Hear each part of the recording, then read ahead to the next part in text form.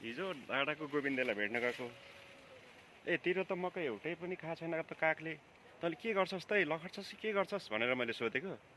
उसले भन्यो, ए प्रत्येक यो मकैमा डोरी ताङ्दैन, त्यसले पाछो थापेको जस्तो हुन्छ, त्यहाँबाट काग आउँदैन भनेर भन्यो। त्यही भएर मैले पनि डोरी बाँध्दैछु। साथीहरू, तपाईँको बारीमा पनि यसरी कागले दुःख दिन्छ भने यो मकैको टुप्पो टुप्पामा छेउछेउमा र बिचमा अलिअलि गरेर यसरी बाँधिदिनुहोस्, अनि काग आफै डराएर तपाईँको बारीमा आउँदैन, तपाईँको मकै सुरक्षित हुन्छ। ल है साथीहरू, सबैले यसै गर्नुहोस् है, तपाईँको बारीमा यसरी दुःख दिन्छ भने। हेर्नुहोस् न, कागलाई ठुलो मकै त देख्नै हुँदैन, सबै खाएर धोस्न।